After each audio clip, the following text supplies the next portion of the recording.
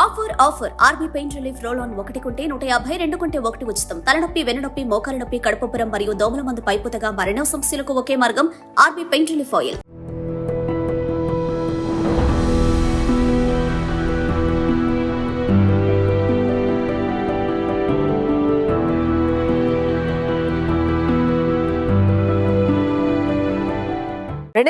నాటికి ప్రపంచం తీవ్రమైన నీటి కొరతను ఎదుర్కొనుంది.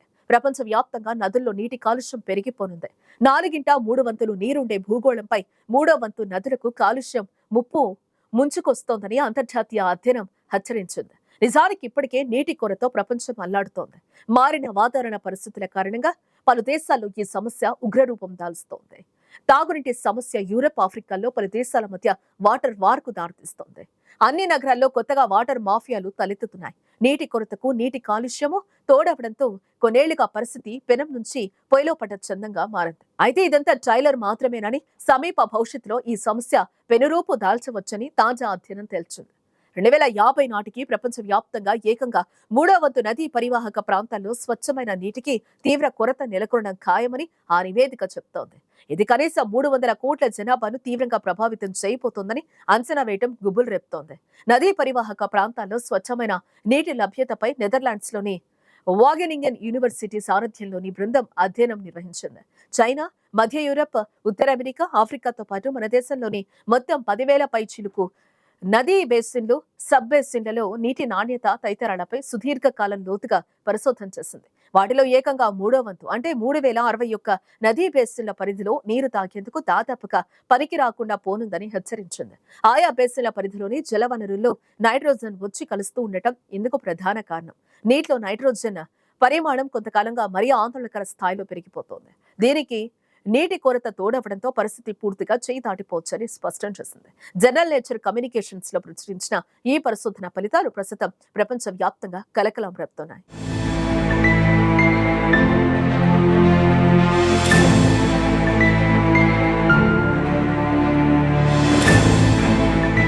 అధ్యయనకర్తలు ప్రపంచ వ్యాప్తంగా ఉన్న నదీ బేసిన్లు, సబ్ బేసిన్లలో నీటి ప్రవాహం పరిమాణాన్ని లెక్కలోకి తీసుకున్నారు.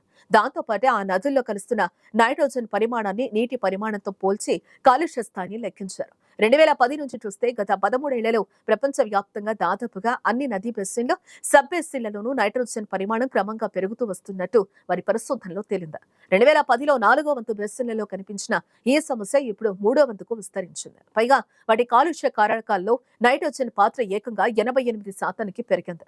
ఈ నదీ బేసిన్లు, సబ్ బేసిన్లు కేవలం నీటి వనరులు మాత్రమే కాదు, భారీ స్థాయి పట్టణీకరణకు, ఆర్థిక కార్యకలాపాలకు కూడా కేంద్ర బిందువులుగా ఉన్నాయి. ఫలితంగా భారీగా ఉత్పత్తి అయ్యే మురుగునీరు చాలా మటుకు నేరుగా నదీ ప్రవాహాల్లోనే కలుస్తోంది. మురుగులోని నైట్రోజన్ కారణంగా నీటి వనరులు బాగా కలుషితమవుతున్నాయి. జలవనరుల కాలుష్యంలో ఇది కూడా పెద్ద కారకంగా మారుతోంది. దీనికి తోడు బేసిన్ల పరిధిలో వ్యవసాయ కార్యకలాపాలు కూడా భారీగా సాగుతున్నాయి. రైతులు వాడే విచ్చలవిడి ఎరువులు, పురుగుల మందుల వాడకం నదులపై ప్రభావం చూపిస్తున్నాయి.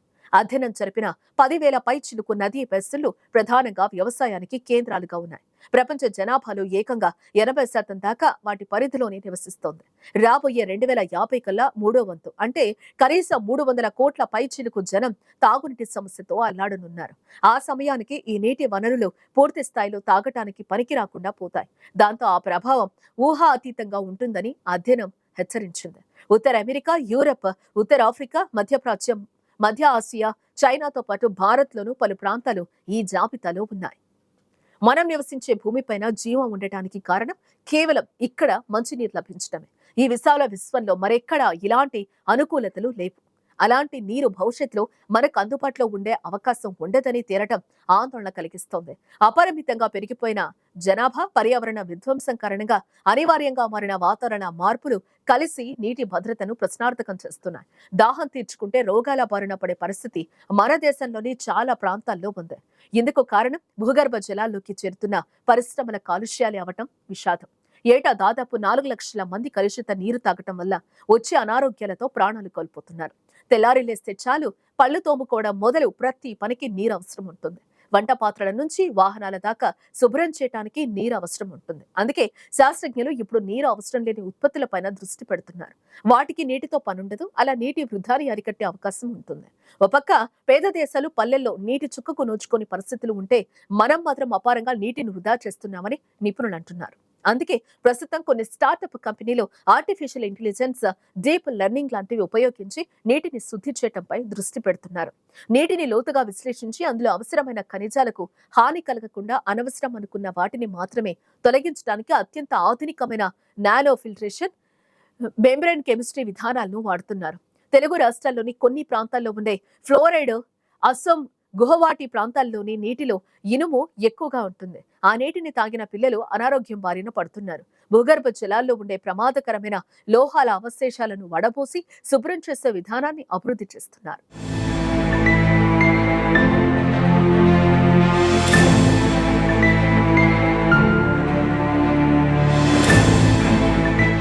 వాతావరణ మార్పుల వల్ల సంభవిస్తున్న అతివృష్టి, అనావృష్టులు రెండింటి పర్యవసనంగా నీరు వృధా అవుతోంది. అసలు నీరు లేకపోవటం ఓ సమస్య అనుకుంటే ఆ నీరు రకరకాల కాలుష్యాలతో నిండిపోతూ ఉండటం మరో సమస్యగా ఉంటుంది. రెండు రేపటి కాలానికి ప్రాణాంతకాలుగా మారబోతున్నాయి. దీనికి పరిష్కారంగా అనేక స్టార్టప్ కంపెనీలు స్మార్ట్ విధానాలను ప్రవేశపెడుతున్నాయి. నీటి వృధాను అరికట్టడం, కాలుష్యాలను వడబోయడం, అసలు నీటితో అవసరం లేని వస్తువుల తయారీని ఈ సంస్థలు పాటిస్తున్నాయి. కొన్ని సంస్థలు వ్యవసాయానికి నీటి అవసరాన్ని తగ్గించే ప్రయత్నాలు చేస్తున్నాయి. మీకు తెలుసా, మనం నిత్యం ఆరగించే వరి అన్నం ఉత్పత్తి విషయంలో పంట పండించేందుకు బియ్యం కన్నా విలువైన నీరును వినియోగించాల్సి వస్తుంది. నీటి సరఫరా వ్యవస్థలో పైపులు లీక్ అవ్వటం అనివార్యంగా కొనసాగుతోంది. మన దేశంలో అయితే ఓ అంచనా మేరకు రోజుకు 6 కోట్ల లీటర్ల నీరు వృధా అవుతుంది. అందుకే ఈ వృధాలను అరికట్టేందుకు ప్రయత్నాలు జరుగుతున్నాయి. వివిధ కోణాల్లో నీటి సంరక్షణకు తోడ్పడుతున్న ఈ సంస్థలకు దేశీయంగా, అంతర్జాతీయంగా అవార్డులు అందుకుంటున్నాయి. ప్రస్తుతానికి వస్తే రాబోయే మరో 26 సంవత్సరాల్లో మనం భయంకరమైన నీటి కొరతను ఎదుర్కొనబోతున్నామని తాజా అధ్యయనం డేంజర్ బెల్స్ మోగిస్తోంది.